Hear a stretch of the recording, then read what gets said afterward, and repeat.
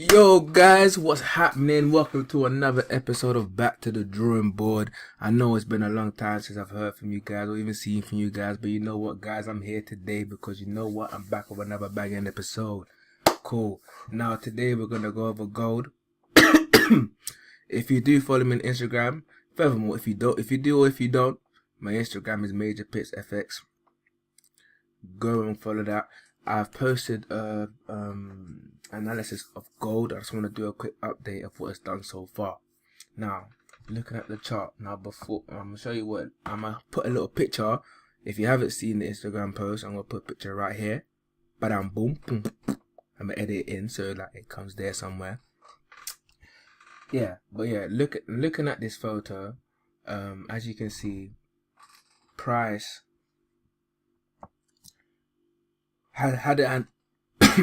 Sorry, I'm ill, guys. By the way, I'm sorry about this. Price hasn't hit our support bar yet, but now looking at our current chart now, we have finally seen a touch of our support bar. Now, let me just explain what's really going on here. Price has formed a ascending triangle which has broken to the downside. Now, normally what that means is, an ascending triangle formation is normally a sign of upwards movement.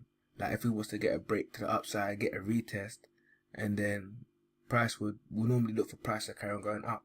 Now that price has broken towards the downside of the ascending triangle, now we're looking for price to continue going down. We obviously as we know, the market is not 100% guaranteed, so it could easily fly back up. I don't make the rules, it's the way it goes. You know what I mean? So we have to be prepared for either way. But really and truly, I'm looking for price to continue going down. Now, I had two places I was looking for the market to hit. I wanted to hit the ascending trend line, which is here. If you can see the black ascending trend line. I was waiting for price to come back here to give us a retest, and then for price to go down. Or the first stop, I was waiting for it to get to our support bar, because sometimes prices hits the previous higher low and then just falls from, because you can use that as resistance. You know what I mean? So sometimes it hits the previous resistance and then just falls without actually giving us a retest. So that was the first place I was looking for it to stop. So now we're just waiting to see what price does. So I just wanted to point out this gold trade because I feel like this could be a very profitable trade, and I've been stalking it. I haven't placed it. I've been sitting on my hands on this trade for ages. I feel like I'm trading it even though I'm not in a trade. Do you know what I mean? So I just wanted to share this with you guys as well. So please look out for gold. Now I just want to quickly look at the US dollar as well. Now, again, I have posted another Instagram post, which will be here somewhere in the screen. I edit in somewhere, like I just said before. And I was looking for price to make a head and shoulders pattern. Now, price has gone a long way from when I've posted my Instagram post, and I feel like we're getting there. We're almost at the neckline, so we're almost at the neckline. Obviously, it could easily turn around and make a double top, as you can see. It's at a resistance point right at this point now. But at the same time, here, if we go into the 4-hour chart, we have a head and shoulders pattern. Yeah, you can see the left shoulder, head, the head and the right shoulder. Now, as price gets rejected,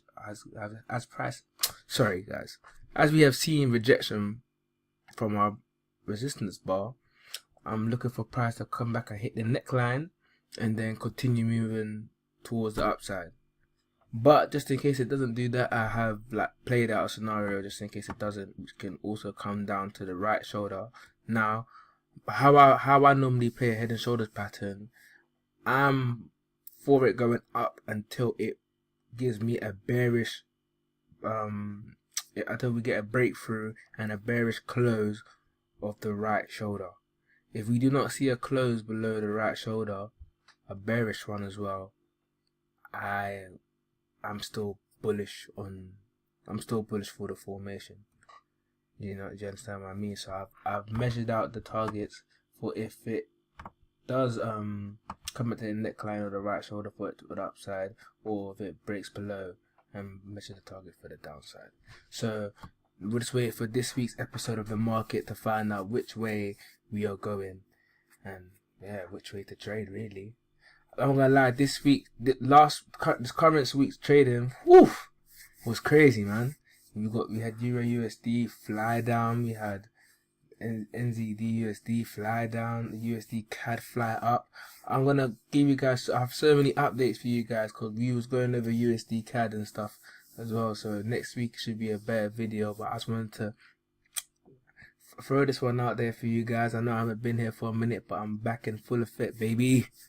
I'm back in full effect. Yeah, I've been ill for a little while, so I thought it was only right you lot get a little bit from me, because I've been a bit stubborn with my analysis this month. I must say so myself.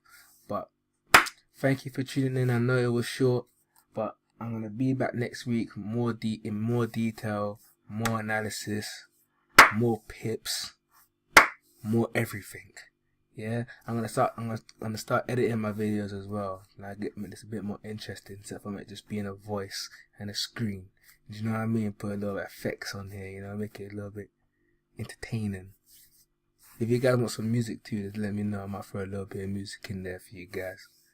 But yeah, subscribe, comment, like, dislike if you want to. Criticism, I'm here for it. But as long as you're watching, and as long as you're learning something, or you're appreciating the content, I don't mind at all. The content's here for you. I'm going to keep putting it out for you guys. So, I hope you enjoy. Follow me on Instagram, MajorPipsFX. We're doing big things. We're getting prepared for next year as well. Bigger visuals, bigger back to the drawing board sessions, you name it.